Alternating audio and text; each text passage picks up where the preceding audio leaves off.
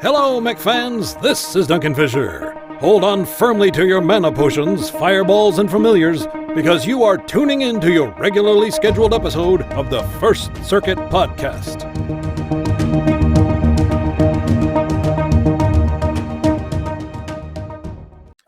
And welcome to episode 141 of the First Circuit Podcast. Tonight's episode will include the patch notes, a fallout from the patch notes, and miscellaneous items that are on the board.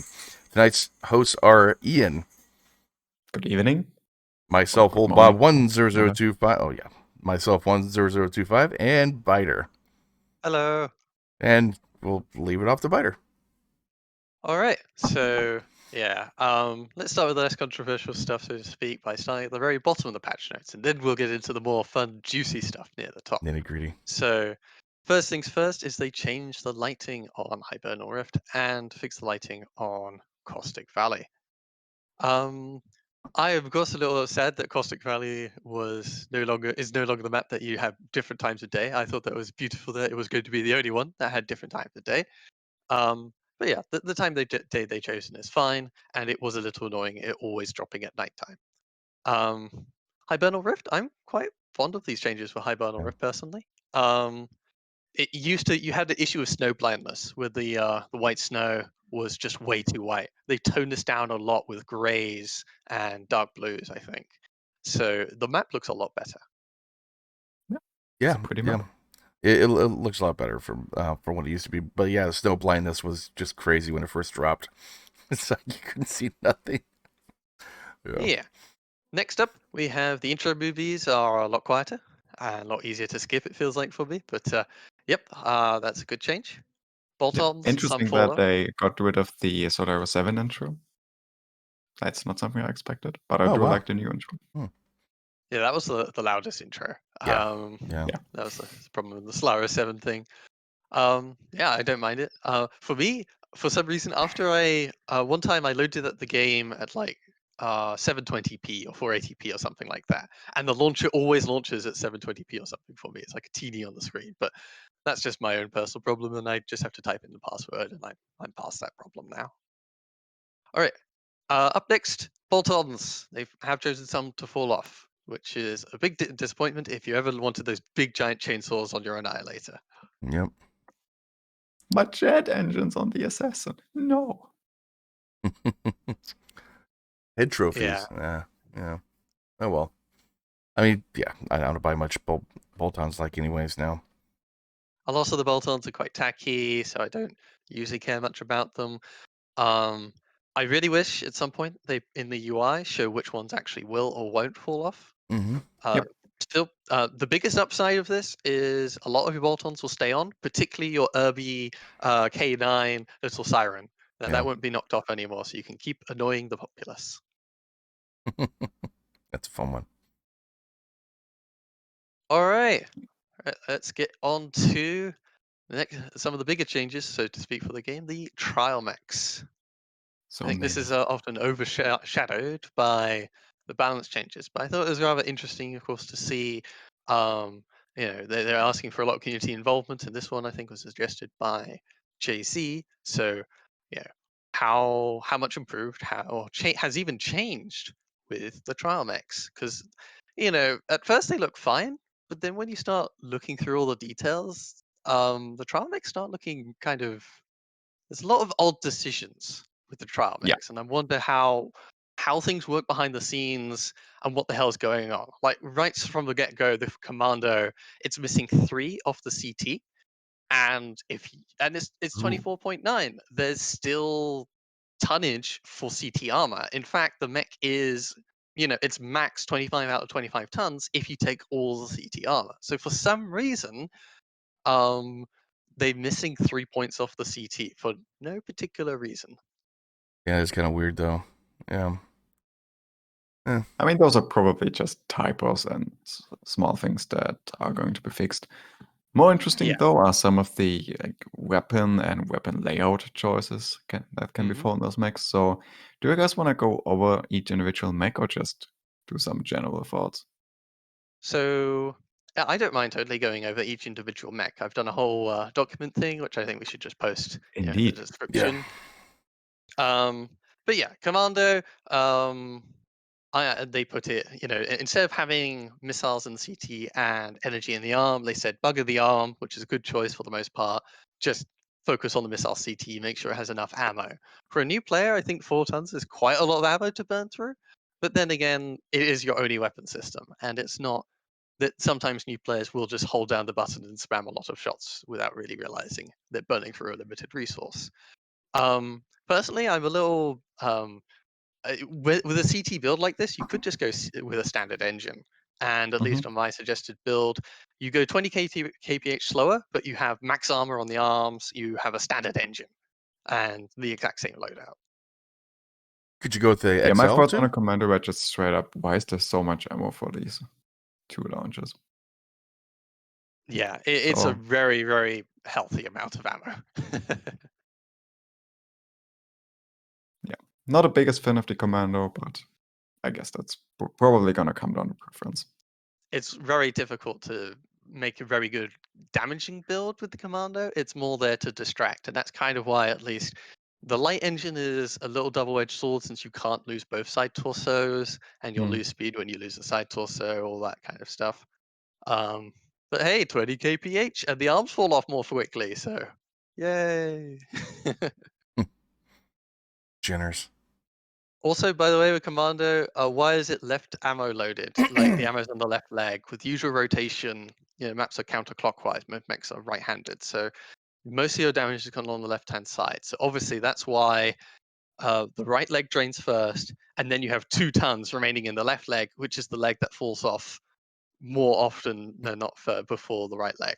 So even just little changes like that, along with the CT armor, are a little baffling.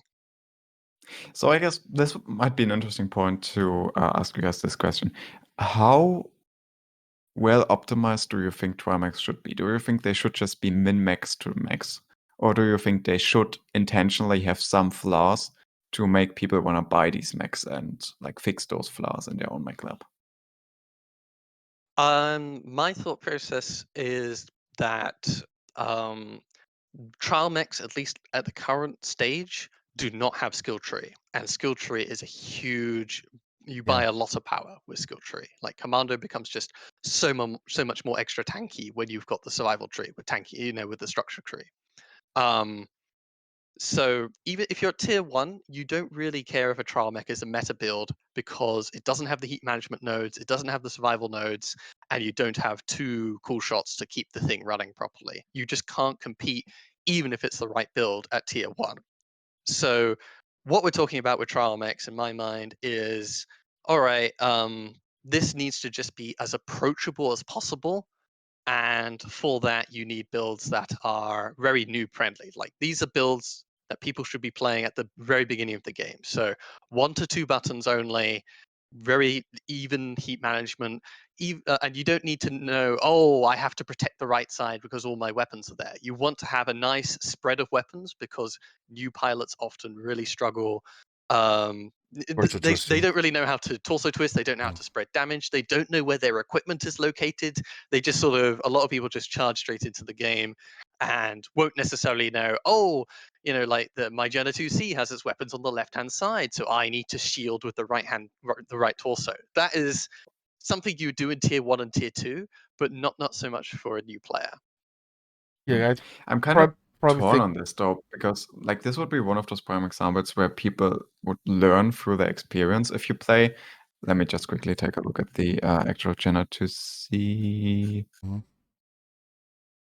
which is left loaded. If you play this trial mech as a new player and you notice, oh my god, every single game I just lose my weapons before I even die, like long before I die, then this would probably tell you I should take a look at the build and see why am I losing these weapons and can I maybe do something. So I kind of wonder if this might just be a good opportunity for a new player to learn. Yeah, Yeah, I yeah. think my biggest concern with the game is it has a very steep learning curve, and we shouldn't make the game steeper.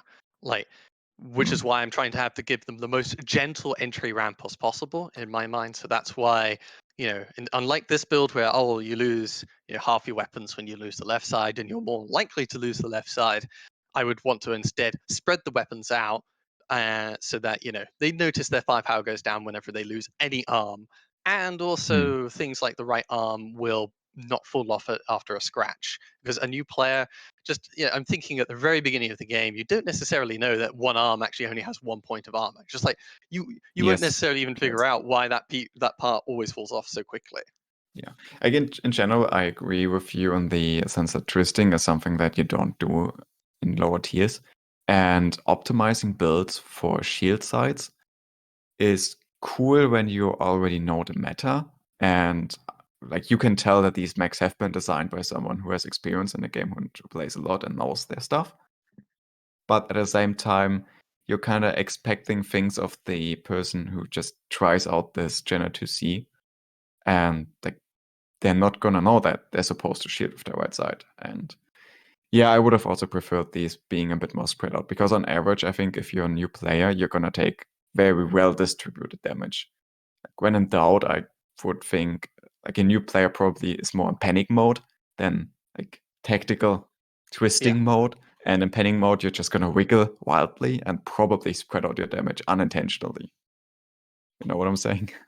Yes. I remember a little vaguely when I first played. I think I picked up the Trial Griffin. That was my first mech to start the game. And the Griffin, of course, is most of its energies in the arm and the right torso. So there were some rather uncomfortable times when I would lose all my weapons on the one side.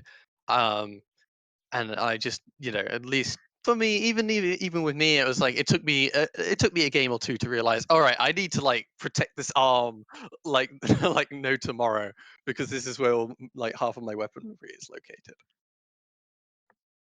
But yeah, right, let's try and breeze let's through go on. these. Inner Right, Jenna is Yep, it's a they've Jenna. downsized the engine to take more jump jets. I think more jumpy juice is nice. It means you can get around and really experience how jump jets actually are used like. The problem is it's hot. It's 6 medium lasers on 14 double heat sinks. And I often see new players, they'll just sort of fire randomly, they don't really watch the heat bar. And I feel a little that before the thing is, the jump jets are great and they encourage you to jump, but jump jetting also generates heat, which means your heat problems are just doubling up. So if a player's like, oh, if you tell a new player, this is a jump jet mech, try it. It can jump around and shoot. They're going to jump 2 times and shoot and, reach the max heat, and you're probably shut down next time. So Yep. I actually think this is a bit of a downgrade. I forgot with the trial max. Can you actually switch out the weapon groupings to have No. No? Okay. Yeah. You cannot fiddle with the builds whatsoever. So this is just what the trial pilot is stuck with. It's useless then. I mean, 6 medium lasers. That's a heat monger.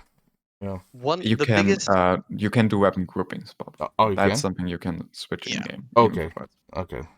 Yeah, thankfully this You're one not gonna be Alpha Strike. Okay, good. This is a 2-button mech. Left side, right side. Okay. I, at least in my suggestions, thought that the Jenna at right now is a giant walking torso, and that XL is not very new player friendly. The side torsos are very easy to blow off on the Jenna, and you're just completely out of the game. If you take a light engine or a standard engine, even, that is a lot more forgiving. Yeah, like this is another one of those mechs where I'm like, this is clearly built by someone who plays the game and who is used to having tier coolant 1 shots and higher tiers. Yeah. In higher tiers, you can totally roll damage and make sure that you properly peak with a Jenna. But with a new pilot, one ATM volley and you're dead. Why? Because you're kind of looking to the side of the ATM mech and you didn't really know what ATMs were. Yeah. Or I mean, in this case, you're jumping, you're shooting, you're on Caustic Valley in the Cauldron, you do an Alpha Strike, you land, you shut down, you're dead. So yeah. Very unforgiving with the XL engine. I think this is a downgrade, sadly. The new tech with light engine would have been a great idea. Yep. Next up, Ada. I feel like this is one of the safer mechs. You can't do a whole lot with Adas.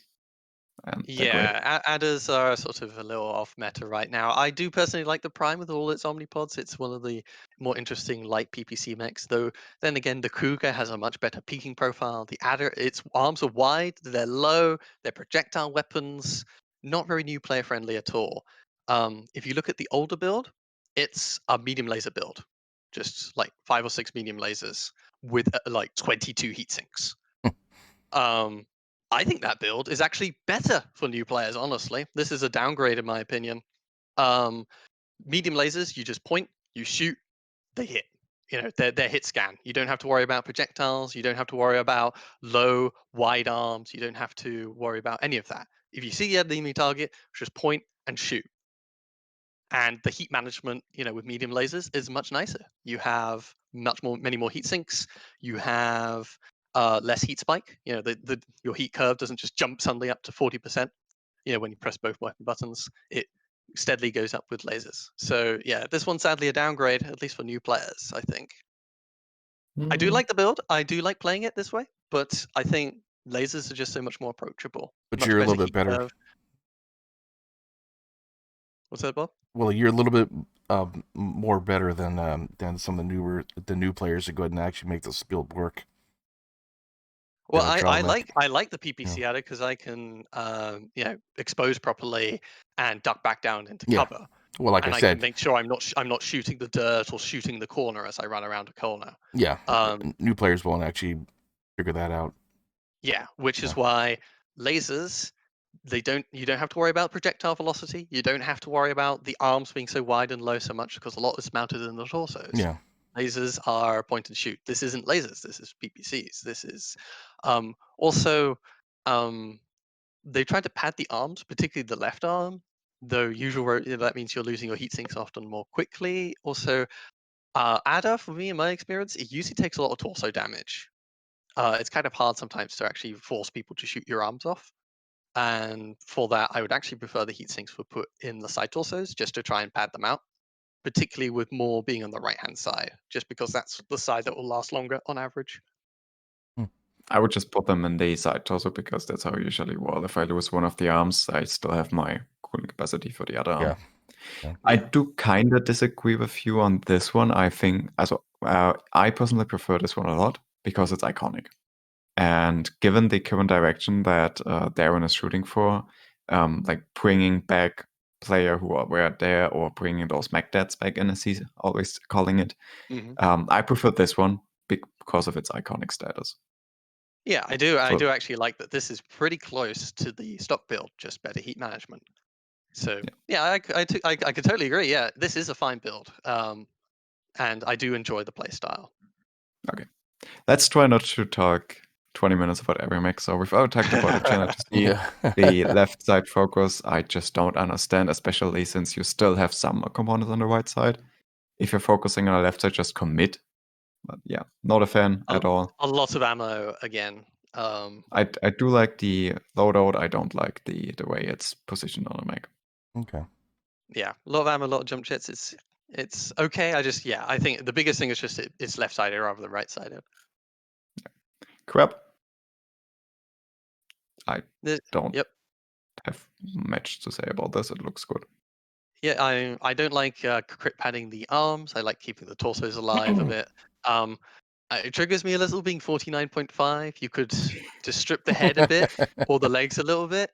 You know, get the extra half a ton, go up to standard 275, and make the build a lot more pretty with one more heatsink. That is true. Just getting the extra half ton the engine, sure. Actually, I think that's one of my builds that I have. Yeah, I mean, just medium pulse lasers is has always been one of those staples for NSV mediums. So the older build was large pulse lasers. Large pulse lasers are a bit obsolete now after the nerfs. So yeah, we need to update all the large pulse laser builds. Yeah. Okay. So yeah, we finally got an upgrade. Solid mech. Yeah, solid. Play. Trebuchet. It's basically a stock trebuchet, except it has attack instead of the extra medium laser. But I know you have strong opinions about tech, so I'll leave this one to you. Oh, this is basically the same build as before. They just slightly they bought Ferrofibrous now because that's available, and reshuffled the equipment. Yeah, the tag is mostly useless and adds an extra weapon group, so I'm not a fan of that. And a third medium laser is an idea, though the heat management issues are a bit of an issue. Yeah. The redistribution of armor is a bit of an issue. They've not strip the legs like before, and instead they strip the head, and then they put ammo in the head. The problem with Oh. how crits work Yeah. is, if somebody scratches you in the head and does like 2 or 3 points of damage, sometimes it can roll enough of a crit to set off the ammo. This is a really niche little thing, but it's not a good build principle to actually put ammo in the head like this, particularly when this is an XL mech. Just pad the side torsos. If you're gonna lose a torso, might as well just put it there. Yeah. Yeah. I mean, it's a support mech. I think it's fine enough. It's fine enough. No real changes. A bit of a downgrade, sadly. The extra half ton they used just to make an extra half ton of LRM ammo, but this thing already had 6 tons of ammo. Like, it was really healthy on ammo. I would have preferred an extra jump jet, or like perhaps trying to get a little bit more cooling, make it more noob friendly. But nope. Mhm. Yeah, 3 weapon probably heatsink. groups. I would have preferred an extra heatsink and 3 medium lasers rather than the useless tag. I would say stitch the tag on the LRM for a heatsink and keep it at 2 medium lasers. Like when I get a trebuchet in like tabletop, of course, tabletop has standard heatsinks.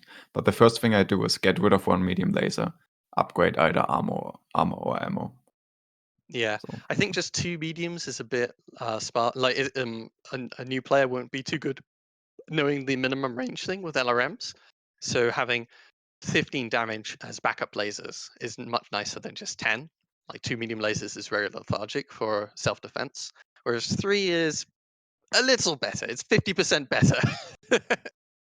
okay, I guess that's preference. Stormcrow. Yeah. Wow. All right. More. I mean, I'm sad we took a MPL build and we turned it into an LRM small laser build. I've seen a lot of new players shutting down with this build because they spam with the 2 LRM20s and spam with the smalls, and yeah, that build that heat builds up quite a lot. There's no lower arm actuators, which is a real shame for lock-ons and arm-mounted lasers. Oh, and it has a useless tag, or mostly useless tag, which doesn't really do anything and adds a 3rd weapon group just to confuse people. That's a Stormcrow? On the Yes, Stormcrow, that's yeah. Stormcrow. Wow. Okay. On this one, I'm not a huge fan of the light active probe and the full-size tag. Like personally, I very much prefer the light tag and getting a full-sized active probe. Just to encourage the range bracket. Like, you don't want to encourage people to use those LRMs at the 900 meter you get with tag. You want to encourage them to be at like 400, 500, which would be light tag range. Yeah, I think the tag is just generally not a very good idea. Upgrading to full probe doesn't actually give you many benefits other than countering ECM a bit further range, but for the most part, you're relying on just the sensor range boost it gives you. So I would say actually it's better just to strip out the tag and you put in like an extra heatsink, because this is not very friendly to newer players. Yeah, And probably. where's the lower arm actuators? This thing, Yes. Mm. it has to point its whole torso at things when it doesn't even need to do that. Yeah. Like having the lower arm actuators for locking on is such a huge help. I also don't understand that one. My personal preference as well, left arm, like you put on the hand actuator on your spare arm just to try and make it take a bit more flak. But yeah, again, no actuators. I think they'd never take actuators if given the choice in the new trial mechs. Next up, we have a straight up meta Shadowcat with dual PPC and ECM. Yep. I mean, Okay. it's the meta Shadowcat. I don't think it's that great a mech for a new player, but it's probably fine. It's hard to use. Yeah. I don't like, obviously ECM isn't useful without skill tree. So in ways I would prefer just more heat management instead of the ECM. Though you can give new players a bad impression of what ECM is supposed to be. And who knows, in the future, maybe trial mechs will actually be skilled. So this will future-proof. The heat sinks in the left torso do nothing. I mean, they pad the ECM, but the ECM is useless at this point anyway. So move them over to the right arm, make sure that area, if you lose the left torso, you're losing not just the engine heat sinks, but you're also losing the heat sinks that were put there for no reason. Just put them with the weapons, put them with the heat sources. Yeah. Fair enough. The left arm is completely stripped, but you could just take a different Omnipod have an extra 20 survival in the arm to help keep the mech alive, and take a lower arm actuator so you can aim the right arm a lot better. Yeah, that's one of those things that I really don't understand about a lot of these clan builds. Like we're talking about a Shadowcat Prime. It's a Prime. Why did they specifically put in the A left arm rather than leave in the Prime? Like I understand if they don't want to touch Omnipods that they don't have to touch and just leave in the standard. But they did change the Omnipod. They just changed it to something that doesn't give any benefits. Right. So back before the old trial mech used to have 2 large pulse lasers, and this is an upgrade from that because large pulse lasers weren't very good. The left arm does give you like 2.5% energy range and some laser heat generation, so it has some tiny energy quirks. That's it. That's Okay. it. So yeah, it gives you a little bit extra range, but honestly, Eon PPCs have such good range anyway. This extra 2.5% is really minor compared to, I think personally, survival is so much more important for newer pilots, just so that they can shove their left torso, left arm into the enemy and have an extra 20 armor to block the enemy. Okay, moving on to heavy spec. In his sphere, we've got the Grasshopper with heavy PPC and mediums. Check out that back armor. Holy cow. It's the exact same armor as before. So all they've done is change from like a large pulse laser build, I think, to heavy PPC. Yeah. Yeah, not a huge fan of heavy PPC, given that I have minimum range. Also, Grasshopper is like kind of the iconic laser vomit mech, so I don't quite understand that one. This build is totally fine when you have a skill tree with heat management nodes and 2 cool shots. I think though it's pretty darn hot. A heavy heat spikes with a heavy PPCs, light engine problems when you lose a side torso. It's just it's a tier 1 build, but tier 1 you really need a skill tree to be able to compete. So if you're in tier 1, you still won't take the trial mech. So all you've got is a mech built for a good player, and if you're a good player at this point, you probably don't want to play a trial mech. Just there's no point in it. It's not very noob friendly. Keeping the armor the exact same, I think they're going to fix that in the future. At least I heard from Darren that they consider it a bug and they're going to fix that. I hope so. So yeah, I hope they fix the armor on the Grasshopper because it's just heavy heat spike, terrible armor distribution, not very noob friendly. Yeah, I guess it's better than the old one, but I'm still not a fan. Yeah, the old one, 3 large pulse lasers, is not great main armament nowadays. So No. 2 small pulse lasers, yeah, And XL, no. Yes, no. Just no. Personally, my own suggestion, I said large lasers and medium lasers on a standard engine.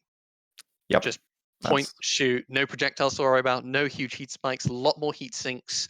If you lose a side torso, there's no heat spike. It's just so much more approachable that way. Yep. Yep. Roma 6D, another laser vomit mech. This time the large pulse laser returns. I would downgrade the large pulse laser. Like the best thing about all these new trial mechs is we're getting rid of the large pulse lasers, and then we just move them around on this one. Like because instead of was it? Because let me just check the old build. Actually, I need to remember. Yeah, it was 2 large pulse lasers before with 5 mediums, and it was on a standard engine. So all they've done is gone up to a light engine to take an extra large pulse laser. This means the build is a lot hotter, and all the large pulse lasers are on the left side. Yep. Usual rotation means the left side gets blown off. You have the same amount of cooling for more weaponry.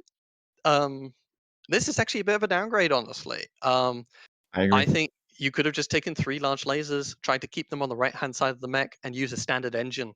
The light engine is not worth it at this weight range. Yeah, like my main issue with this build is straight up heat. Yeah, you don't trigger ghost heat barely, but you have so much weapons. At that point, ghost heat probably wouldn't matter. You're at very high heat spikes. It's great when you have skill tree, great when you have mana potion. You can totally do good things with it. But this is a trial mech. It doesn't have skill tree. Yeah. So my suggestion here would be strip, like the symbols changed, strip some of the weapons. and make it more heat friendly. Yeah, I think just a whole bunch, much more heat friendly. Don't make it a left-sided build. Make it a right-sided build. Like personally, I still like large pulse lasers, even if they are suboptimal. I do like them just for flavor and how they feel. So I'm not opposed to having large pulse lasers in this build. And large pulse lasers do pair well with mediums, as I remember. But the amount of weapons just is the main issue here. Right now, at least large lasers and medium lasers share the same kind of overall cycle time. So those go really well. With large pulses, they cycle faster than mediums. So they allow you to more quickly just off a bit more extra damage. But they don't share the same cycle time like larges do. So you're spending an extra 2 tons for a little bit more damage, less range, and more DPS. Like you're taking large pulses for the DPS, and this thing can't sustain the DPS. That's sort of my concern. It doesn't really make sense for a trial mech. Moving on to the Hellbringer, we've got a... Looks like a meta build. First glance, this looks like a fairly standard Hellbringer laser vomit. Mm-hmm. Yep, the standard meta Hellbringer, of course, ECM is not very useful. You don't have the heat management nodes. You don't have 2 cool shots to keep it running. I personally am not sure completely about having a weak left arm and making the right arm a lot tankier. In a ways, I would sort of personally in my own suggested build, I spread out the load and added an extra heatsink. But yeah, this is fine. This is meta Hellbringer more or less. The back armor is a bit high, but it is a trial mech, so there's always like 5 to 10 is acceptable on most mechs.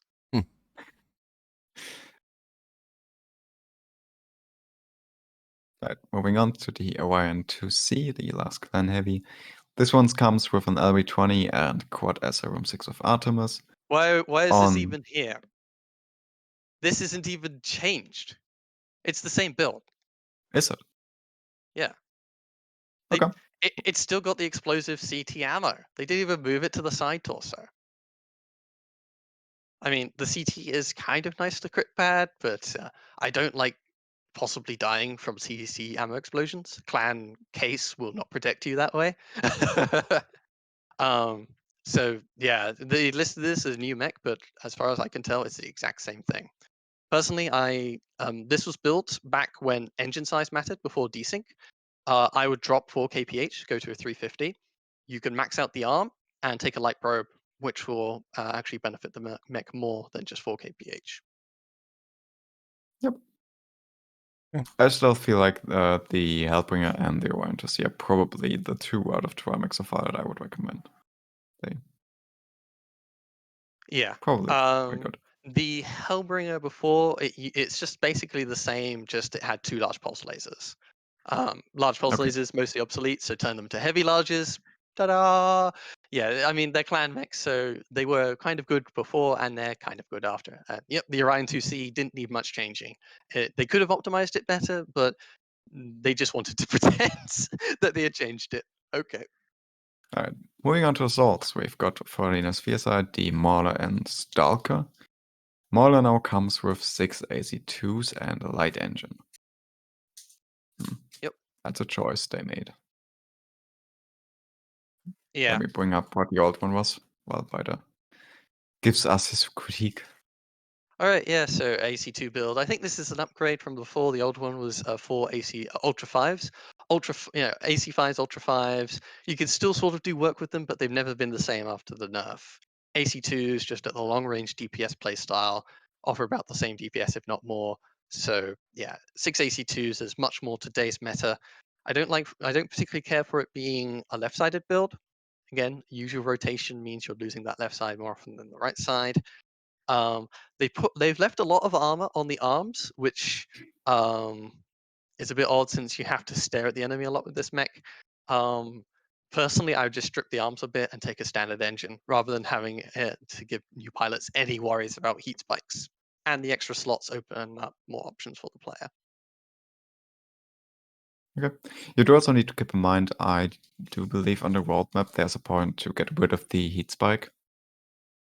So I think they want to look at that, to change it so that it's instead of it spiking upwards, it stays at the same percentage. yeah, so maybe we can give them the benefit of the doubt that they decided on light engines with that in mind. Light engine it is fine. I just think to make things more new player friendly, at the heavier tonnages, you should try and to encourage players to take standard engines, just because that makes more sense for that inner sphere, generally speaking. Right, Okay. Stalker. All right. Whoosh. The No, old and there's go Stalker whoosh. was LRM build. It was always a bit of a silly thing, and we got something else that's kind of silly. So, hooray! Changed from a bunch of LM10s to just straight up MM40. Yeah. I mean, This I thing, don't hate it. Yeah, this thing, when you alpha strike, it goes up to 80%. And yeah, because you don't have heat management nodes, from skill tree or anything like that. So 80% alpha strike, you press the MRM button again on its own, and you've overheated. So this is what you would take in tier 1 and 2 when you have skill tree and cool shots. You don't have that on a trial mech. I'll try it. Remind me, MM40s, do they have a ghost heat limit of 1 or 2?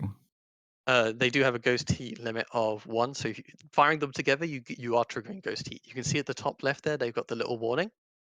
The ghost heat on MRM40s isn't that much, so when you have skill tree, it's totally acceptable to fire it, because it's like, oh, it's just 1 or 2 heat. It's not the end of the world. I think, though, at least currently, the usual point, just this is a meta build that is for tier 1 players, where you're usually expecting the mech to be skilled out and be, it's supposed to be propped up by the skill tree. This isn't propped up by skill tree, it's a trial mech. I think, just to make it much more approachable, you should just put 2 MRM30s. There's no ghost heat when you do that, and you can upgrade to a standard 300. You can take an extra heat sink, and I guess a T-Comp Mark II. The Stalker runs out of slots quickly. Sure.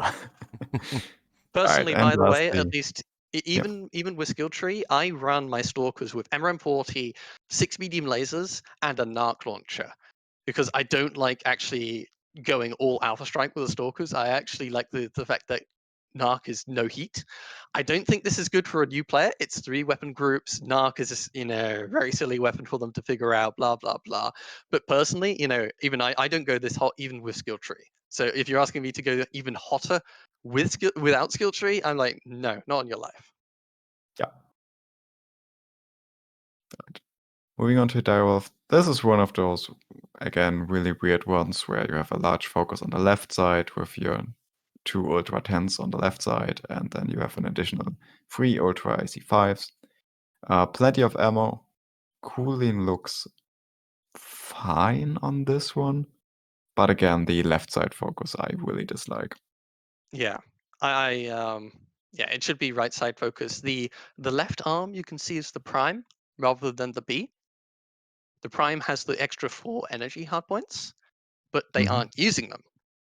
So why not just use the B? The B only has like 1 ballistic or something like that, and that has an extra 8 survival or 10 survival to counteract the fact you have less hardpoints. Since you aren't using the energy hardpoints, why are you putting Ultra 10 in an arm that could be extra tanky? Yeah. Yep. Especially if you look on the right arm, they are using the Direwolf B arm. So again, kind of weird Omnipod choice. If you change Omnipods, just optimize all of them or leave them as close to stock as possible. By the way, at least, let's talk new player experience with this Direwolf. They're going to experience, this is one of the few Ultra Autocannon mechs, at least in this set.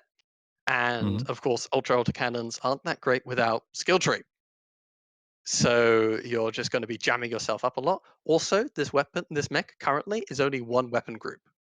It's not Ultra 10s and Ultra 5s. It's just press 1 for everything to shoot. So once you're starting to get quite hot, if you do get quite hot, it depends on jams. It's all random luck of the roll of the die.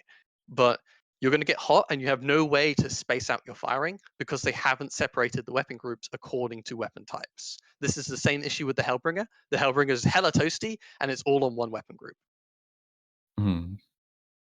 I think personally, at least for trial mechs, you should make sure the weapon groups are somewhat simple and easy to use to start with.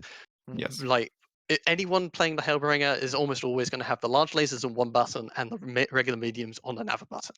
Maybe with something with chain fire, but just splitting them into two helps you stagger your fire when you're getting toasty.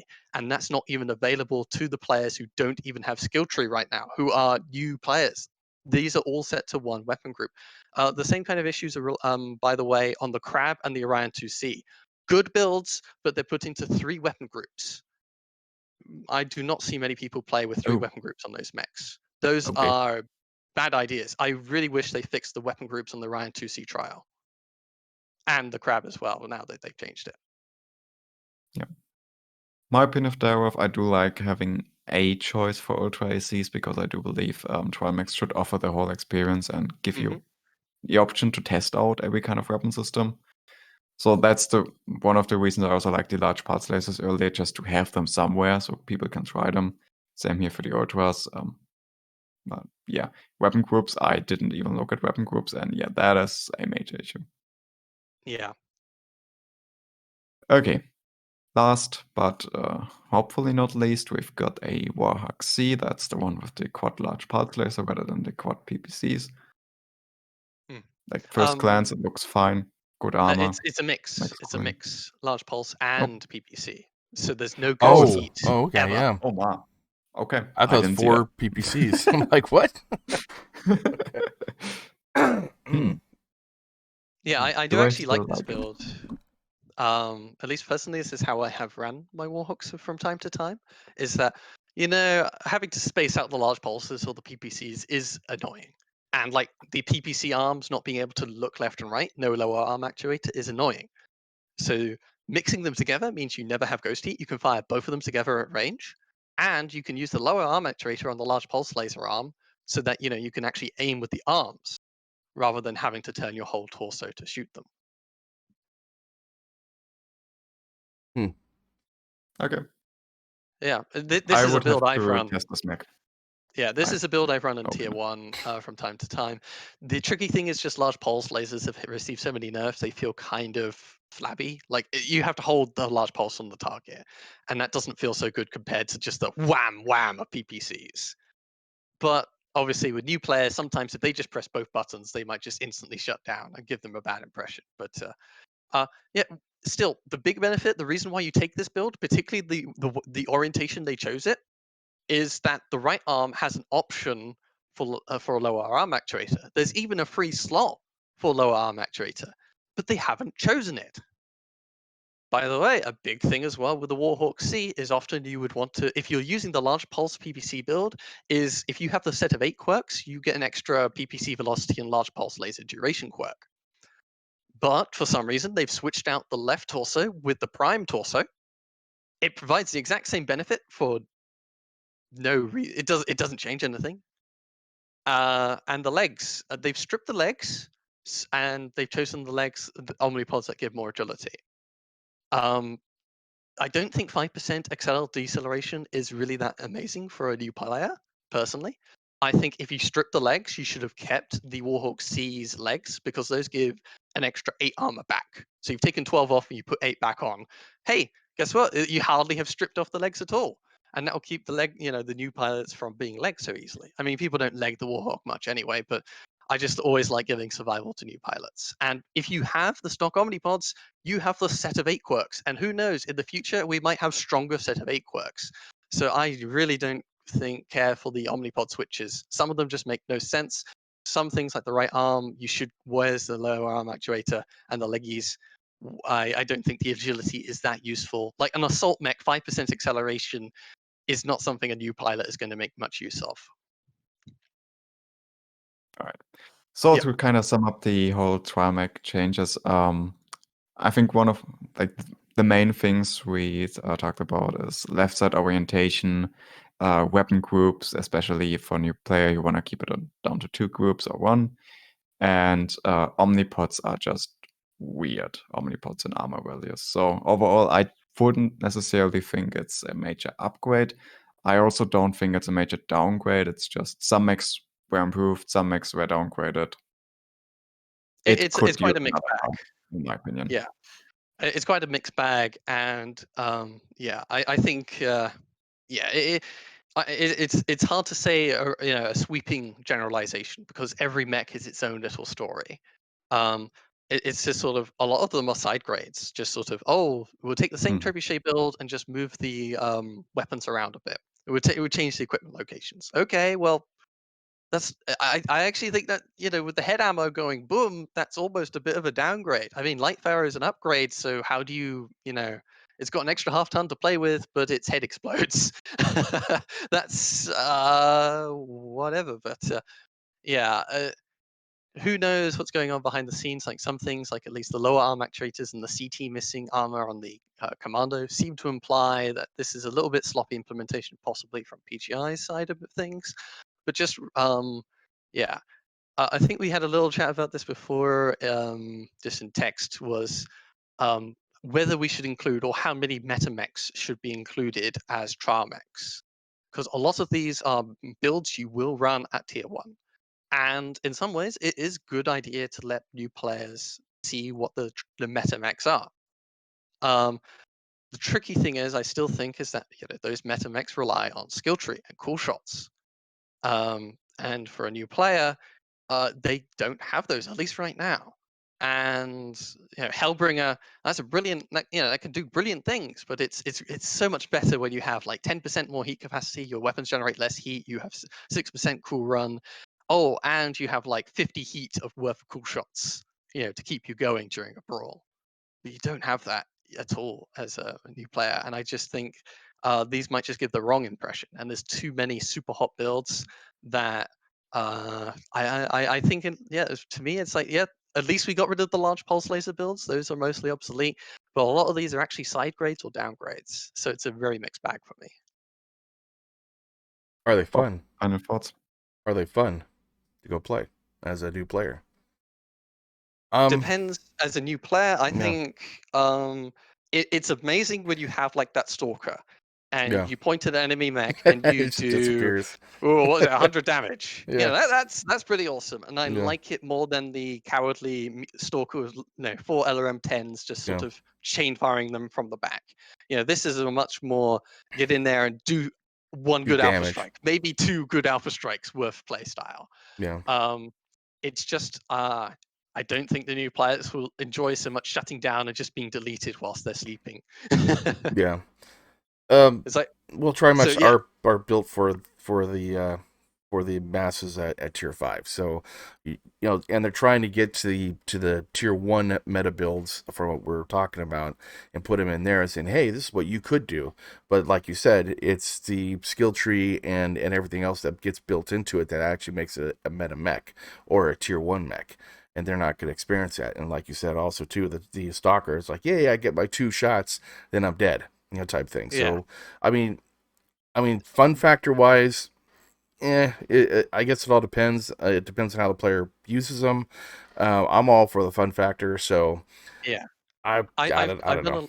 I've done a lot of coaching of new pilots, and it is actually a very interesting question of whether you give them hot builds to start with, because some new pilots, they can't really find the engagement. They spend a lot of time sitting behind a wall or watching their teammates. And that means sometimes they will have a very, very hot build and they'll say it's completely fine. But this is because they only shoot once or twice in a match before Yeah. they get overrun. And in that case, a hot build isn't too bad. Even if it gets you to 80%, that's good for them. They like it. They think But it's fun. They enjoy the Alpha Strike. But new yeah, players YOLO in, basically. That's the problem. yeah, the thing is, though, sometimes this teaches them the wrong way to play. That I just need to get, I need to wait to the end of the match, and then my big Alpha Strikes will just delete mechs. And it's like, yeah, that's true, but you're still relying on your teammates to carry you. Yeah.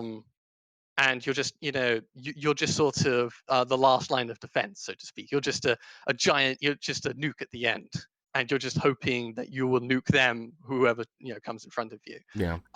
In general, personally, that's why I always like suggesting the more sustained damage builds, because in lower tiers, if you learn how to be aggressive, push into the enemy and keep shooting them over and over again, you learn how to play the game properly and how to engage them, that you can't just rely on a big alpha strike. True. Now, this is a bit more this is a bit harsher for them because they can't just sit behind a wall. They won't have that amazing pow blow someone up with 100 damage alpha strike. But it also means they won't have the shutting down and just I'll be instantly deleted button with the overheating mechs. So personally, I like this pushing new players towards the sustained DPS, because if you learn, like, a lot of new pilots love rack builds, by the way. A lot of these mechs didn't have ballistics to build into a rack build, but a lot of new pilots find out just the amazing power of exposing with racks and holding down the hurt button and killing their enemies, because their enemies don't know how to move. And that at least is a start for a lot of new players, that, oh hey, if I just expose to this enemy mech and shoot him a lot, he'll die. And it's a great thing for them to learn. And for that, you want sustained builds. And these are meta builds, so pushing them personally in a way I'm not a fan of. Yeah, I agree. The fun factor for new players, it's just these are specifically done certain types of builds for certain types of players, certain types of meta tier 1 builds, and they're just not going to get used to them. And just, I don't know. The fun factor, I think, is a low factor for me, like on these builds. When you're in the Metal Hellbringer at tier 1, you have a certain routine that you know how to play. Yeah, you find just the right hill, you poke, you shoot, you dodge back, you wait until your heat's managed, you poke out, you shoot, you fall back, back. You control when you've exposed to the enemy, and you keep an eye on your heat bar. But new pilots, they just don't have that heat management, they don't have that control. Okay, so that was Trial Mechs. What's next up for the agenda? Trial Mechs. The skill tree, being unavailable for Trial Mechs, is still one of the major issue holding all of these builds back. Yeah. And yeah, there are a lot of minor things that should be looked at in a second pass on Trial Mechs. Yeah, definitely. Let's move onto the things, onto the one thing that most people are probably here for. And oh my god, there's so much scrolling involved. Mechwarrior Online has received actual changes for the first time in forever to balance, and this was really a wild card, and I'm not even quite certain how to approach it. Let's maybe start with what PGI did initially and what the initial changes are, and then let's talk about what happened in Fallout. If that's fine with you guys? Yeah, that's fine. All right, so PGI changed some weapon balance.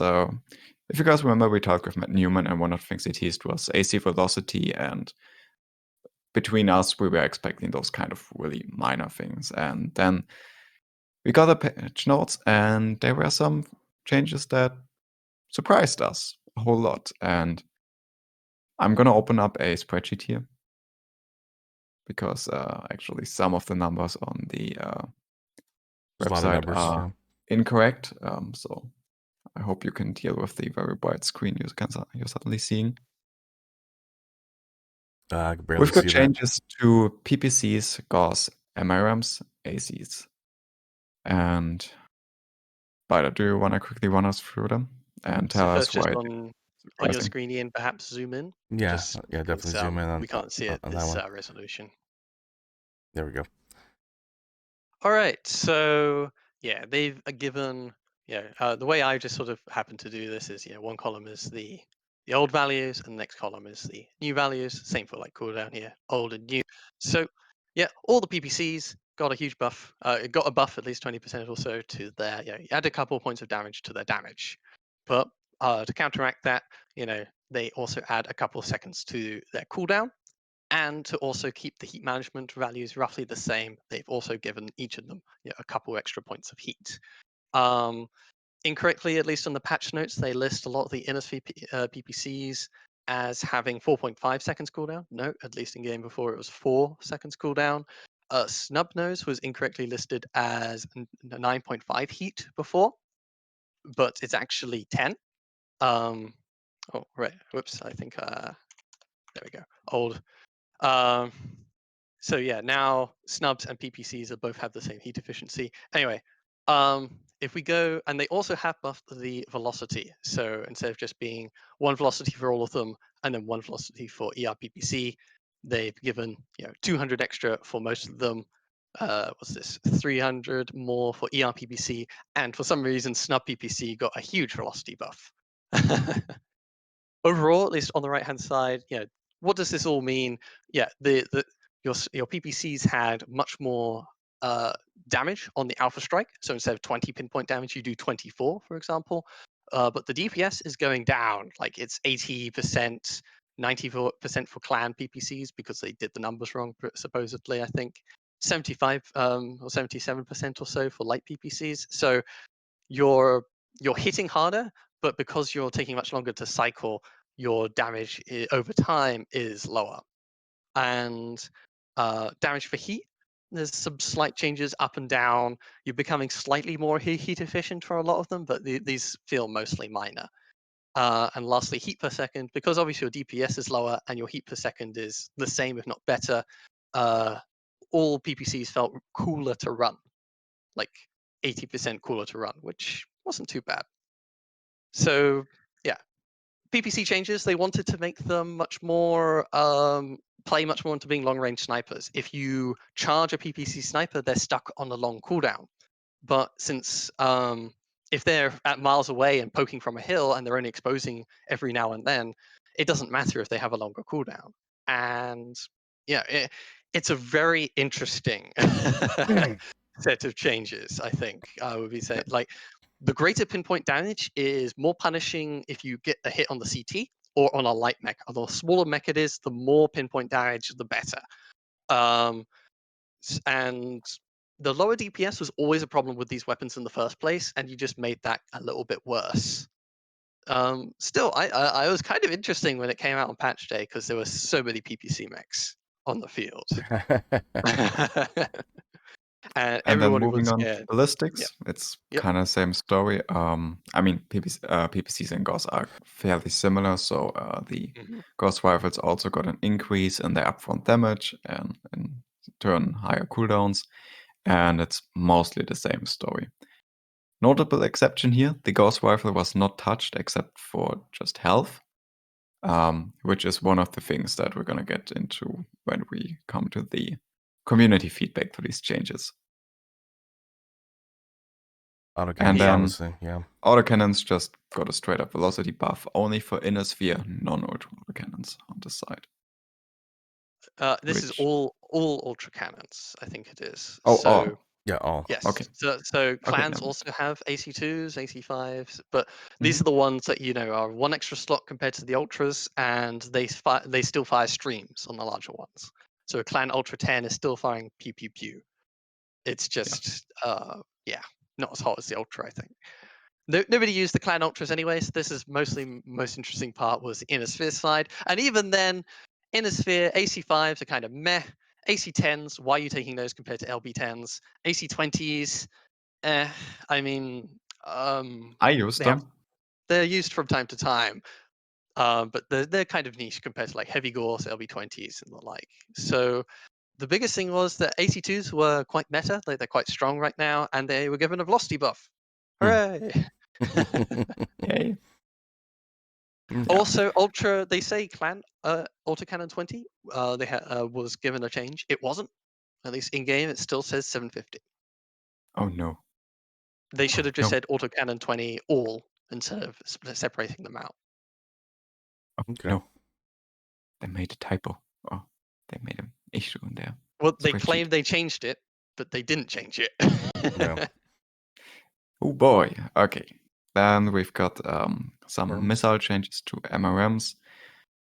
Slightly decreased spread for MRM10, and in general a slight buff to missile health, which again is something that I don't think anyone asked for, and not something we had on our radar at all. Well, I don't want to get into the whole who asked for it just yet. Yeah, not just yet. I don't Let's think wait. that these changes were warranted, other than the spread change to MRM10s. Every single large launch you get, the spread increases by 0.2, except for the jump between 10s and 20s. So this just makes it so that the 10s have a slightly tighter spread. It's still all over the place, but at least there is consistency across how spread works for larger and smaller MRM launches. The health increase is quite questionable in my opinion, in the sense that MRMs are one of the fastest flying missiles in the game, and they also have a lot of missiles. which means they're actually one of the more durable, relatively speaking, against AMS. There's much bigger candidates like SRMs or streaks, so to speak, I guess, that are much more hardpoint dependent, that can't get that many missiles out, that have really squishy missiles. Mask. Last change, Mask. Kind of a rework for Mask. The way they're describing it, their intention was to use a less of a mobility-focused tool and more of a hold down a Speed. button, go Yeah. a bit faster for a while kind of tool. So basically, you can use Mask twice as long, Yeah, but in return, you lose the some turn. of the agility stuff, yes. Yeah, you lose some of the agility. Yeah, it's So a turn very, rate. very weird change.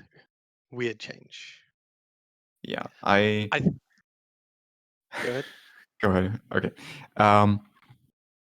I don't like it all that much, this change. I do use mobility on Mask a lot. Like, yeah, I'll be honest, most of the time I'm just using Mask to move faster from place A to B because I'm lazy and I often just forget to press the Mask button in combat. But still, when I do want to use Mask in combat, it's usually for the agility. And that's from me as someone who mainly uses jump jets for mobility. So most of the time when I'm turning, I'm in the air. And even then, I dislike Mask losing its mobility. So not a fan at all. Yeah, I think most community was sort of in agreement that Mask Mechs weren't exactly going to take over the game or anything if you doubled the gauge, and so that these making the agility rules for masks so much more complicated is so weird. Like, acceleration is untouched, so if you can do it right, you can still suddenly burst forward running forwards, or suddenly burst running backwards. But you have to sort of be basically standing still to make full use of the acceleration, because you don't have deceleration to try and counter it out. Like, in some ways, I was thinking I could perhaps just show in game, sort of like go through a whole chat through how Mask is used and all that kind of all and sundry. Because there's also particularly a whole bunch of stuff to go with Mask for bigger mechs, smaller mechs, etc., etc. But yeah, all in all, at least, I can sprint twice as long. That's great. But the reduced turn cycle speed and deceleration is totally unnecessary. But yeah, Yeah. let's just sort of talk briefly about maskiness. So, like, over here is enemy mechs, and I'm going to try and peek them.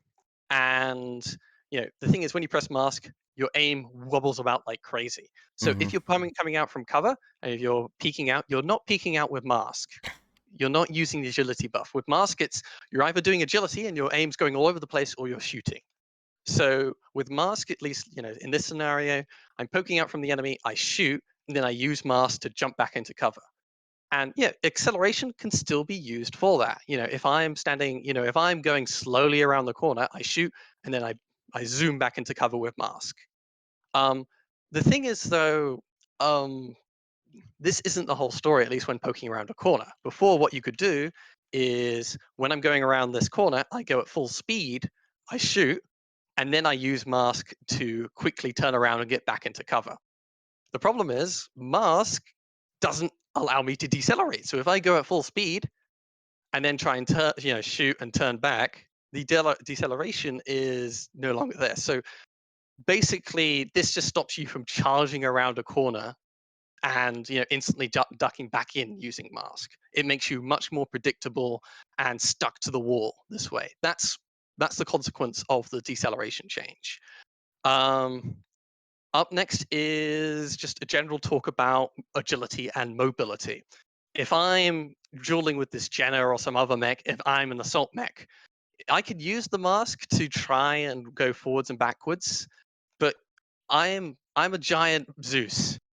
I am, my agility isn't good to start with. I'm a big target, so zooming backwards and forwards, it doesn't actually change how easy or hard I am to hit.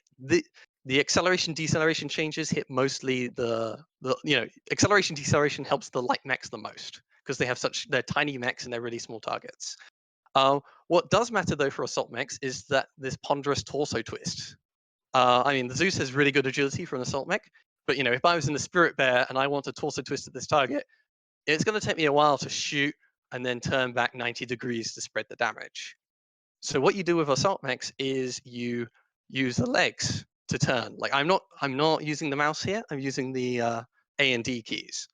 And for that, Mask was great to turn towards the enemy, shoot, and then turn back. But in larger masks, turn rate is reduced. So your Spirit Bear can't use Mask to torso twist more effectively. And I think this is a huge nerf to the larger mechs because they want the speed from Mask, which is what they're getting, but they aren't getting the assistance in turning and shooting in the enemy. And I think, as Ian mentioned, at least when you're brawling with the enemy, it's just so great to start, stop, turn, go around them, and all those kind of things. And Mask just was a magic, go faster button. And they've made it so much more complicated to understand and make full use of. It can still be used like that, but all you needed to do was double the duration, and I think everyone would have been happy. Yep, I agree. All right, so that's all of the balance changes we've got going this patch. I got a question. Do you know why they didn't do like a PTS at first? Okay, PTS. Let's quickly cover PTS. I do believe PTS is absolutely useless at the very least, for smaller chances like these. We've seen in past PTS, they had to reduce the game numbers to 4v4 because PTS doesn't have the population to sustain solid 12v12s. The data you're getting is incredibly unreliable because it's such a different environment. You're probably not getting a whole bunch of data because there aren't that many people playing. I do not believe in PTS for Mechwarrior Online at this point. I fully believe if you want to test changes, you should test them on the live environment and have some way of rolling them back as fast as possible. Yeah, true. And also, PTS takes effort to set up, and that's probably the main argument why they didn't do it. I think from what I gathered from the devlogs is that they said, this patch, we want to do some quickly, we want to shove some big changes in to shake up the game and to make things interesting. They didn't want to be slow and methodical and try PTS and slowly, carefully make their changes. This is very much more spare of the moment. At least that was the impression I got. And it shows. At least that's what it showed to the community. And I think, a PTS could have made sense. But I think there's plenty of people who have also been saying, you guys have been talking about changes for 2 months last year, 3 months this year. It's been 5 months of talking about changes, and this is the first changes they've actually implemented. And even then, it was rushed. Yeah. So, I think PTS wasn't really on the table. That wasn't their plans. Their plans was, all right, listen to community feedback, and we'll try and do the most common sense changes. Except that's understandable. Yeah, let's get into the meat of it. So when these changes came up, my first glance, I glanced over it and okay, none of these are incredibly major except maybe for Mask, and I'll test them out and form an opinion. The only thing I was really wondering is where are these coming from? I've read some of the weapon change intel gathering posts, and no one really mentioned these kind of changes. And then a day later, I went onto Twitter and the forums to just get a general gist of the community feedback on these. And oh my god, this blew up. People were not impressed with these changes. And after reading up on it, I fully understand why. So for months now, PGI, with Darren and Matt in particular, have talked about that they're going to be really listening to the community, and they're going to do what the community is asking them to do and make a game that's as good as possible as it can be for the player. And then we get this patch where later on we learn that, some of these changes were just put in without talking to the community, without even probably talking through these changes, just last minute. And people did, for obvious reasons, not like that at all. So much talk about, we're going to listen to the community, we're going to do exactly what you want, and then we get changes that reflect how PGI has done changes in the past by just throwing things out there and seeing what sticks. See what happens. It's hard to piece together exactly what happens, and I think these are totally not what a like the input you got. This does not this does not reflect at all Mm-mm. the input you got. The output, it does not reflect the input.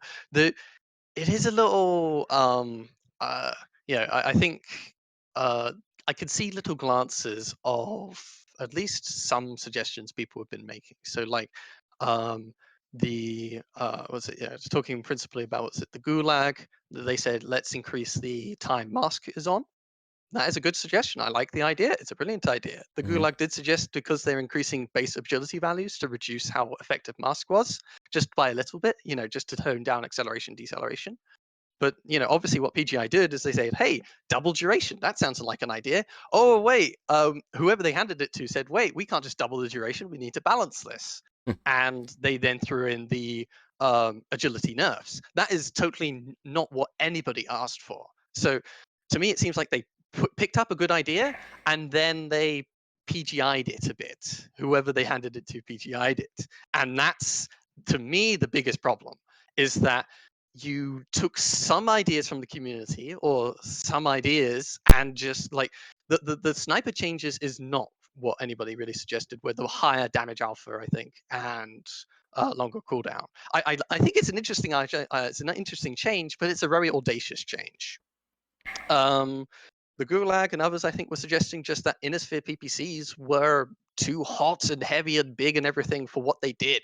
So just reduce the heat and they'll be a bit more viable. Like the Gulag's suggestions are much more humble than what we got. So again, they hear, hey, Innosphere PPCs kind of suck. They need some help, and they say, all right, let's do. Then they PGFI'd it and said, let's make them very sniper-fired weapons. Let's just do broad sweeping changes that don't really make much sense. Like snub noses are being treated as sniper rifles, even though of No. course their optimal range is 270 meters. They aren't a sniper. What's going on? That makes no sense. The velocity change does not. I mean, it's nice, but it doesn't make it a brawler weapon. Yeah. Yeah. Let's maybe get to the reason why all of this honestly, realistically doesn't matter because of what happened next and the communication we got done. So based on the community backlash that PGI has gotten over this chat, there were a lot of talks. Darren quickly appeared on the NGNG stream for a bit to talk about what happened, and I kind of got the impression that he wasn't too enthusiastic about these changes either. So that again threw up a whole bunch of questions about what went wrong with the inside communication at PGI. He sounded frustrated in a way, just like he knew what he was sort of walking into, and he sort of has to fall on the bullet on that, so to speak. Yeah, I think he specifically said going into the weekend pre-patch notes, he knew that he would come back on Monday to a whole bunch of negative feedback. So that was something that happened. I don't necessarily think it's all too great when one of your leading team members goes home knowing that next week they're gonna have to clean up a whole bunch of shit that someone else has done. So, well, the whole thing is too that like we always talk about this is communication and how they do things, and like you said, it's like no one's talking to each other. The Mechwarrior 5 guys aren't talking to the Mechwarrior Online guys. Russ isn't talking to this guy. Like no one's talking to each other about different things and actually having meetings, or for what we can guess. And Darren just took the whole brunt of it. Basically. Yeah, I think my head there's the question of just basically what's the failure point? What's the system that's fallen apart here? And the simple, the obvious thing that we can see here is that they rushed out some changes. The changes were PGI-fied, and PGI-fied, that's a new name now. This patch feels like what we've had like from 2 years ago or something, and it's like, oh, okay, the buffs are kind of interesting, the nerfs are kind of interesting, the game doesn't really change much, but we'll just have to live with it. But I mean, this time we don't. But anyway, the point was, what's going on behind the scenes? Why is it that they had this huge, multiple threads asking for community feedback, and in the end you get this? And I think ultimately this would be my explanation, in my head at least. Right. What are we talking about with MWO's development? Who are we talking about? Well, we're talking about Darren, Matt, and they have one new guy, the map guy, The bad Francois. guy. The Yeah, map guy. Francois. I think. Yeah. He's going to be working on the maps, the map level editor. I forget the exact title. Forgive me. Okay. But this is like a two-man, just recently a three-man studio, so to speak. They have some help they can ask from the other members of from Piranha Games, but I have a feeling that they aren't working full time on MWO. No. And the thing is as well is the question of, okay, they put up the forums, and hundreds and hundreds and hundreds of comments are on the forums, about particularly like weapon balance, like there's 10 20 pages or something on there, if not more. Who's responsible for picking up all that data, internalizing it, processing it, coming up with a design document, and really being a game designer in this case? Well, Matt's the guy who's in charge of events. Darren is the one who is in charge of everything, and is probably the one who's chatting with the community on Twitch streams, involving himself with everything else. And he's Which probably the is one who's taking up the responsibility for reading these feedback threads.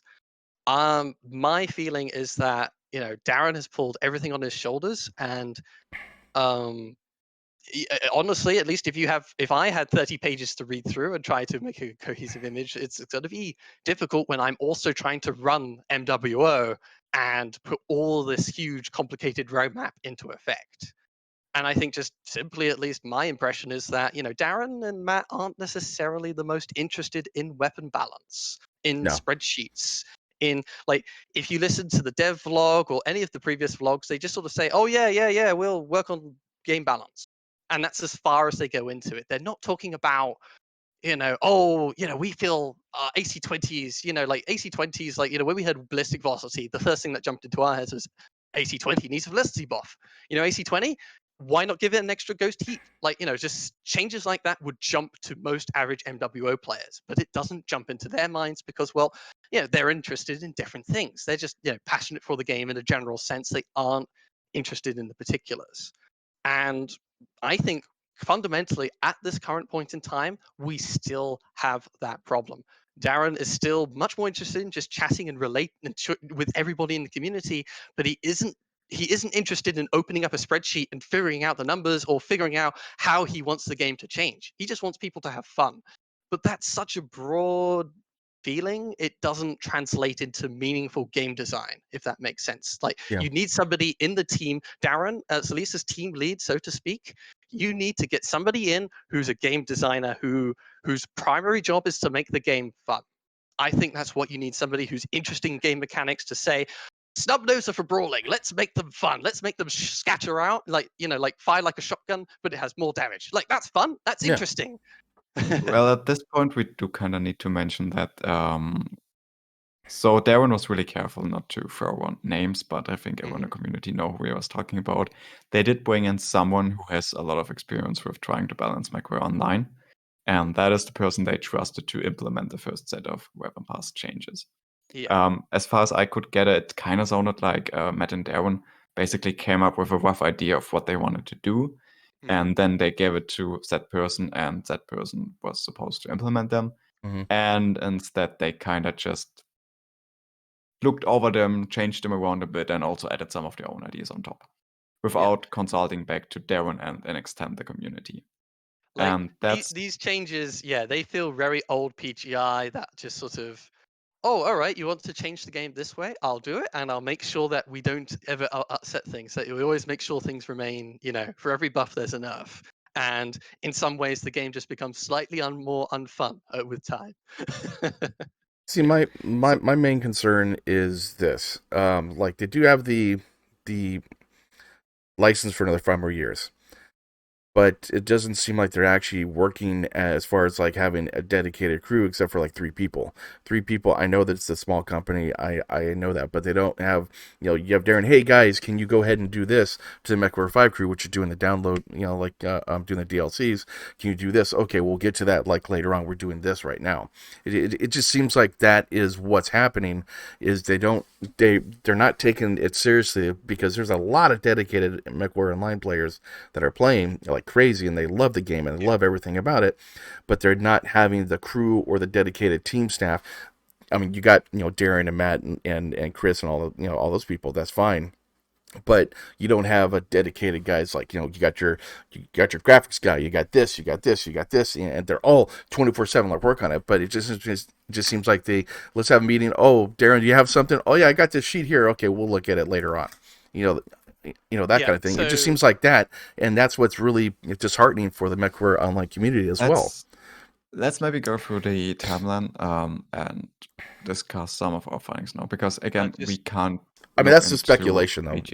Just briefly to respond to you, Bob. This ultimately comes down to just they have 2 people who are 2/3 people now who are permanently on staff, and the rest are just on loan. It's sort of like, I don't know, imagine you have like a car and everyone's saying, hey, this car's kind of old and obsolete, it needs to be updated. And it's like, all right, well, we have one guy who's interested in telling you that the car's very nice. We have another guy who likes putting on parties in the garage. And we have one other person who is very good at organizing all the tools inside the garage. And we sometimes can get a mechanic in to change the nuts and bolts. Exactly. But sometimes he leaves it covered in oil and it's a bit messy. And that is, that's the problem. And they need to get in a new mechanic who represents the new reborn MWO, where it's much more community centered and much more fun centered. At least that would be my personal opinion. You need a different mechanic, and you can't just rely on the lend one who just comes in every now and then. Yeah, I mean, that's just my own speculation, my own thing that I see basically as far as the game. Like, I'm not saying that's the point of what they're doing, but that's just what I see now. And for something that they want to bring on, that's like everyone's passionate about, like Mechwarrior Online, especially 5 years. If this is like the first part of the 5-year journey, I mean, you're not gonna get past Saturn like the 5-year mission for Star Trek. It's not gonna happen. I think though we should totally touch on what he was talking about with the roadmap, because let's go through the timeline without trying to go on tangents. Okay. So huge amount of community backlash. Darren was fairly forward to us, saying that he expected this kind of backlash, and still it took them a whole while to communicate to us. And that's again one of those things that just spiraled the backlash, because why is PJ staying silent? Just give us something. And eventually Darren just posted, hey, we're taking a look at this. We know something went wrong. We're gonna talk about it. And then even way later, we eventually ended up with the March devlog. And in there, we kind of get a summary of what conclusions they came to and what's going on. So shortly after the patch, they did open up the communication to the Gulag group, which, by the way, is now renamed into the Cauldron group, because apparently Gulag is not politically acceptable over there. And they talked a whole bunch with those guys and came to the conclusion that, yes, this patch was kind of bad and it's going to be rolled back. So apparently they can't just roll it back fast, which I kind of expected they could. Apparently that's really difficult. So we're going to have to live with the changes as they are in the patch notes until the next patch in April. But there are going to be things happening in parallel. So in April, those changes are going to be rolled back, only the balance changes. At the same time, they're setting up a public test server that fully implements the balance changes from the Cauldron group. I need to change all these names in my head. Yeah, I know. It's so weird. And I always, in my head now, I think of them as the Gulag and Cauldron, so they're Cauldron. Cauldron? Yes. Okay. So I'm trying to see if I can find a date. Yeah, just to touch on that at least a little, he did post in the forums eventually, but that's like page 39 or something, it's it went it's kind of buried in there. So it was like a while for them to come out with the devlog. I don't blame them too much with the devlog because the devlog, at least as a big communication with the community, is kind of you need to get your own ducks together before you go up on stage. Yeah. You Yeah. can't just sort of go up on stage and go, okay, we don't know what we're doing. It wasn't a good patch. Sorry, bye. That's not going to inspire confidence. You need to go up on stage and say, yeah, okay, it's not good. This is what we're doing, and that's what they did in the devlog. So they're setting up PTS. I know Matt mentioned a time frame when they wanted to have it up and running. I honestly forgot. I'm sorry. It's not gonna be too long though. But do you remember the date, perchance? Yeah, starting the first April weekend. So Okay. who knows? Obviously, time will tell. But the impression I got is, yeah. So April 3rd and 4th, the first weekend of April, they'll have a PTS. You can give feedback using their own thing called their own internal tool called Thought Exchange or something like that. That can help them with figuring out what people like, what people don't. It will be 8v8. And you will get rewards and whatnot, of course, for taking part in the PTS. It will only be that weekend, and then they're planning to do another PTS, presumably the next weekend, the 10th and 11th, where they've listened to some of the feedback and have changed the numbers around a little bit or whatever. It's probably going to be the same numbers, honestly, but there'll be one or two numbers changed. So don't worry, there'll be slightly different numbers. And yeah, that's what we gotten from just there'll be a couple of weekends of PTS testing, and maybe next month we'll have the current changes, the balance changes to like mask and weapons undone effectively, and the new gulag changes probably put in if everything goes smoothly. I think is their Yeah. plan. I kind of doubt we're gonna get anything in the April patch. I would expect if they Yes. do set up PTS, I kind of expect them to focus on the PTS system and implement them once they feel comfortable with them. So kind of leaning back to my initial point when Bob asked why they didn't do a PTS. I still don't believe in PTS. I'm skeptical as to how good the PTS they're setting up is going to reflect how the game will actually play with those changes. But hey, I'm always the optimist, so I'm gonna play the PTS, I'm gonna give my feedback, and that's kind of great right now. I think, yeah, the game plays very differently according to how many mechs are on the field.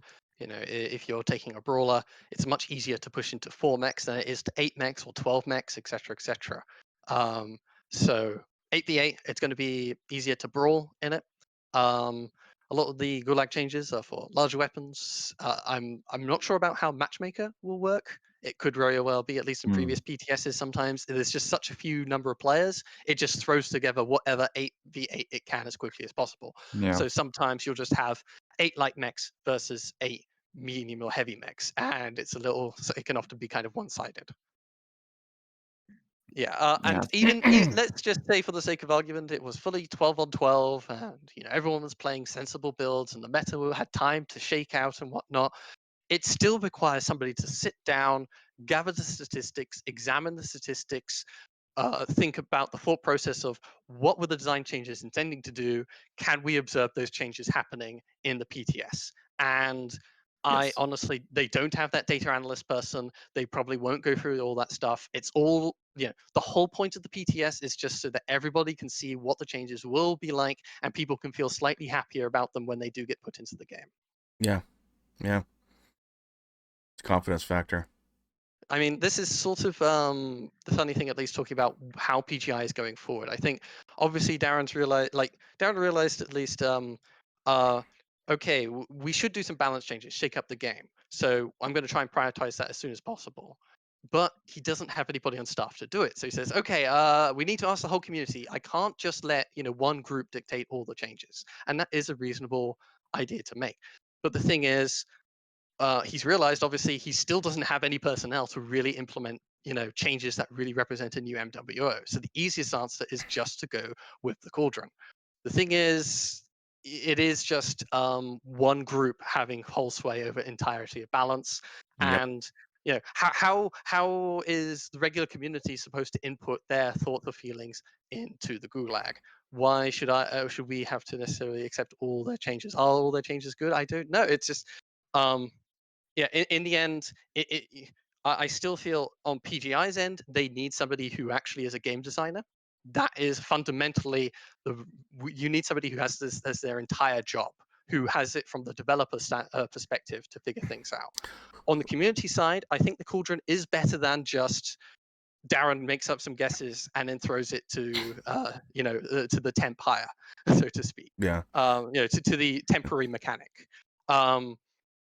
So yeah, the Cauldron is still going to be an upgrade, but I think in the long term, I think obviously we need either more communication with the Cauldron, that everyone needs to be involved in it, or something. I don't know if the Cauldron would like that, but the point is that you need, PGI needs a developer, and we need to try and democratize this in a reasonable state, in a reasonable manner. Yeah, I agree. I do think we need feedback tools, or some kind of feedback process at least, whether that involves the Cauldron or directly PGI. I honestly don't care. Last podcast, I was very vocal about disliking just taking a suggestion from a group like the Cauldron and implementing it all the way, because I can't fully understand the changes. But okay, we're getting a PTS, so we'll try it out. We initially very much pushed for PGI to do very slow changes. I think this patch has proven that that approach is, with their current personnel at least, not feasible. I think what I said last week to mention is that weapon changes reach really far into the game. They have such far-reaching implications because PPCs are something that you can run on from anything as small as the Panther to as large as a Stalker, or something even bigger, an Annihilator maybe. So I think weapon changes, they have such far-reaching effects that they're too audacious for what PGI has available right now. And honestly, that's why I feel like simpler things like mobility changes, quirk changes are makes much more sense for PGI to work on, rather than trying these huge meta-shifting changes that you just don't have the time or personnel to really analyze. Why change how all PPCs work when you could just try and make some underperforming mechs more interesting? Yeah. Okay. At least given your capabilities at the time. Yeah. All right. So because we're fairly advanced in time, let's do some closing thoughts. Okay. My closing thoughts. I'm disappointed with this patch. I'm surprised in a negative way of how it went, and I'm very skeptical with how the whole weapon change thing is gonna happen going forward. But still, I'm gonna keep playing the game because I like it, and I'll give it a shot and just hope for the best, basically. All right. Shall I go next, or do you want to go ahead? Sure. Oh, yeah, go ahead. It's fine. All right. So yeah, my concerns, I said last time, was obviously weapon changes, huge far-reaching effects. It's very difficult to balance it all out. I think PGI shouldn't try anything that audacious, which is what they're sadly trying to do. The feeling with this patch is, fundamentally there's some other things I felt have talked about before. Broad sweeping changes. Instead of looking at each weapon individually and carefully fiddling with the things, we just changed all the masks, all the PPCs. And we're still, possibly with the Gulag changes, we're not doing small little changes bit by bit. We're going to do huge sweeping changes to the entire arsenal. We'll have to wait and see. At least in their proposed values, they're changing a lot of weapons at once. And that's my guess as how the PTS will be implemented. And I'm not a fan of the broad sweeping changes, at least given how much personnel and competency or whatever is at PGI. So sweeping changes on very impactful systems, not a great idea in my personal opinion. Other very important things to mention though is at least where's the fun? I think that is the most key thing when you were making these patch changes, is trying to just say, what's the fun in MWO? What's our design philosophy? I do not feel it with these changes. It's just the same as before. And I'm not sure I feel the fun very much with the Gulag changes. We'll wait and see until what numbers they suggest in the PTS. And lastly, most but not least, what you hear in most balance changes discussions are the heavier weapons, because most pilots right nowadays are heavies and assaults. There's like 30% of the player base are in lights and mediums, and then the rest are in heavy and assaults. The game is very top heavy right now, so everyone's only really thinking about heavier mechs and heavier weapon systems. And that's what mostly you see these changes impacting, the smaller mechs, and that's what I have a feeling the changes in the future will also be. There's not enough love and care gone to the smaller mechs. It feels like, weapons like SRMs or the smaller lasers and pulse lasers as such, they aren't getting enough love. There aren't fundamental issues with the game that are affecting smaller mechs that are being addressed. It's just over time, we're going to see all the bigger weapons being nicely balanced so that all the big heavy turrets are good at trading with one another. But what about the little guys? I miss the little guys. The mobility changes, the size changes, the weapon changes, the skill tree, all have screwed over the little guys, and nobody's speaking up for them. Where's the fun? Where's the little guys? Stop doing broad sweeping changes. Try and keep your changes reasonable. For me, I would like the fun. I'm not a big numbers person. I just like the fun, and I'll figure out like what stuff goes on. But my main concern is the future of Mechwarrior, like online. Basically, it this whole patch puts a damper on. Should I open up my wallet? Should I do that kind of stuff? Should I play the game more? Should I make videos? Should I do this and that?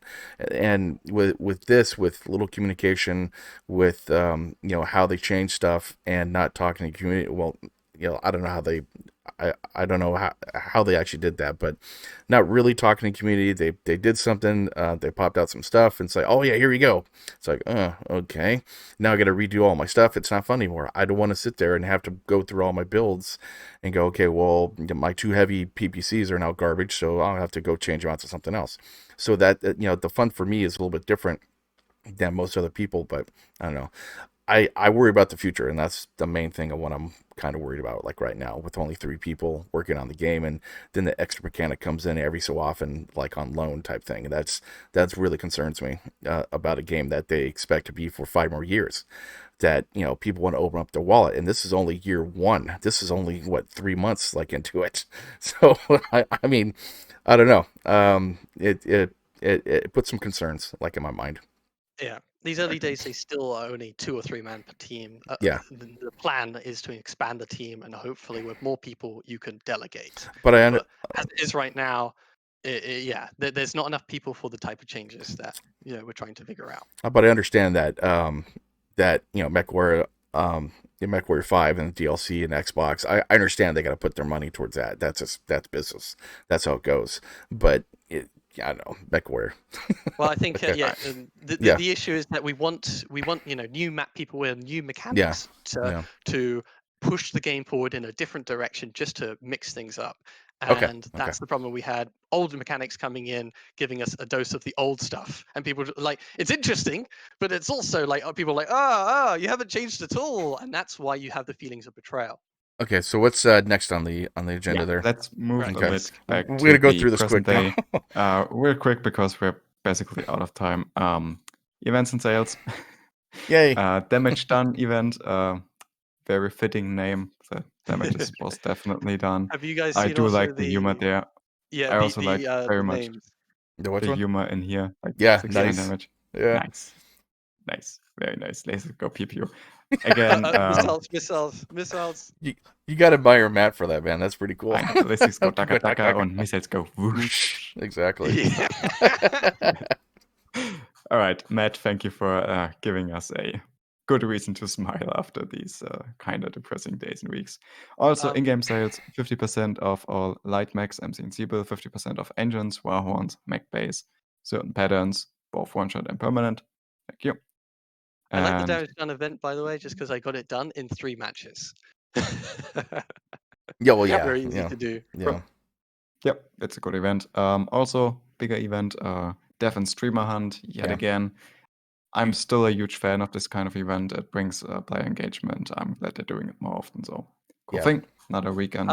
They're also offering not warhorns, but 100 GSP every time you get a kill. That's pretty awesome. Oh, that's cool. Yeah, it's not a cosmetic. You skill up an entire mech for one of these kills. Am I on there? I forgot if I'm on there or not. You are on there. Okay. I was going to play this weekend, but I don't know. I don't know yet. But yeah, like it's 100 GS. Oh, now I have to. Yeah. I liked last time where they offered like every person could input their own Warhorn. Clearly, they're experimenting with stuff. I do like that with GSP. Now, to let you know too, like later on, they couldn't do it this time, but they plan to have the names of the people highlighted in a different color, saying, okay, that person, it gives extra stuff. They plan to do that. They plan to do a couple other things. They just couldn't get it in like we've been talking about. You have to go get a guy on loan to go ahead and do this kind of stuff. So it's getting better and better every single dev hunt. It's getting much better. Well, this is what Darren has much more passion for. Yeah, honestly. yeah, definitely. That's why it's been putting into. On my head, you should almost have like eventually you just implement a rain cloud that hovers above the doomed individual. Helps people helps players find where they are on the map. Yeah. Right. And then last but definitely not least, we do have a release date for Mechwarrior 5 on Xbox. Who cares? But we have a release date for Mechwarrior 5 on Steam and for the DLC. I'm sorry, Xbox people. I just don't have an Xbox. PC Master Race. Anyway, May 27th is going to be the release date for Mechwarrior 5 Mercenaries on Xbox Series S and X, Xbox One, GOG, and Steam for PC, obviously. Yep. And the first DLC will release at the same time. And they also have a press release on EG7 side, and I believe, Brider, you had a couple of things you wanted to add about that. Oh, not about the text side, but just it's interesting seeing the promotional image. Yeah. Yes. That's actually pretty cool. I like that image. It's really cool. Yeah. Yeah, they usually just use like in-game engine stuff, like from the beginning cutscene or whatever, to try and show off the bad guys for Mechwarrior 5 marketing. This is a little stride in a different direction. I'm wondering if this is EG7 helping out a bit with the marketing. I think using all the lighting like this is very striking and not at all what you'll see in game, but it's very striking, and that's the point. Yep. Yeah, I kind of like it. But is it? Be your own weapon of war. And I sort of cringe at that, but it's fine. It's marketing. The game should be collect all the mechs you can. Here's a little quiz as well, though. What are all the mechs on screen? I mean, we recognize certainly one in the center, but what are the other ones? Stalker in the background. You got a King Crab, the Corsair, Banshee, and Charger. There's a Charger back there? No, Charger is on our left. Or that looks like an archer in the background. So in the very, very back, between the legs of the Atlas is the King Crab. Okay, King Crab. To the right of the Atlas is a Charger. That's distinctly a Charger. Wow. To the right of the Charger is, I think, a Stalker. Initially, I thought it was a Sun Spider. That would have been a surprise. To the left, I think this might be a Battle Master. Yeah, actually, this looks like a Battle Master. It has a shoulder missile thing on there on left hand side. It's a big boxy boy. Yeah. And what's a mech on the far right? I don't know what's next to that supposed Battle Master. Could be a champion. Because it looks like it's got like this kind of gun barrel. It looks so weird, but yeah. Maybe it's two mechs overlapped. Who knows? Yeah. Anyway, it's a really cool picture. Yeah, definitely cool. It reminds me of the HBS style of framing mechs, and I'm a huge fan of that. So, yeah, definitely. Yeah. So in a couple of months' time, we'll have much more marketing material to actually praise, and will be interesting to see. EG7 is much more going to be behind. This big and release again, platforms. For me, one of the most interesting things is going to be what will the price band be on Steam. We did get a promise from Darren that we would like the price on Steam. So I'm expecting some kind of bundle for the game and the DLC that's cheaper than the original price on Epic. So we'll see if they can convince me to rebuy the game on Steam so I can play with my Steam friends, or if I have to stick to Epic and buy the DLC there. I don't think I'll buy it on Steam. I already got it in Epic, and I don't really care. Basically, since everyone can actually go ahead and drop anyways with you. Like if you have it on Steam, you can still drop with me. Yeah, you don't need it on multiple platforms. Yeah, I don't need it on multiple platforms. Yeah, I already played my fill for free, so I'm good. Yeah, basically, I could play with Xbox players like if I wanted to as well. So, like, I'm not really concerned about repurchasing on Steam. So, as far as DLC content, I don't know how much that's going to be. I have no clue. I mean, I'll obviously buy it for fanboy reasons, so we'll see. Yep. I am still excited about MW5. It'll For be that game, I do still have a lot of hope. Yeah, it also, at least when it comes out, it marks a time when, PGI's interests might change a little bit. There might be Mhm. more personnel available for MWO, etc., but that's 2 months away. It's all just wait and see because Yep. they're coming out with that big release. There's going to be a whole bunch of patching, no doubt. It's PGI. There's another DLC coming out soon after, probably. At least that's what the impression we got. And Plans. obviously, if they get personnel freed up after this, they can then put them towards that new project that they're working on. Not even MWO. So yeah. Okay, so that Okay. should be it for this Yeah. episode. Just a quick tease before Bob does the wrap up. Next episode, we're gonna have some guests again. Because apparently there are some people working on the successor to Mechwarrior Living Legends, which is a game I still think is the best Mechwarrior title currently available. So I'm quite excited to talk to those people and see what they have in store for the future. Yeah, so same here. tune in next time to the First Circuit podcast. Bob, take us out. We're out. Okay. Okay. Goodbye. Bye, Goodbye. everyone.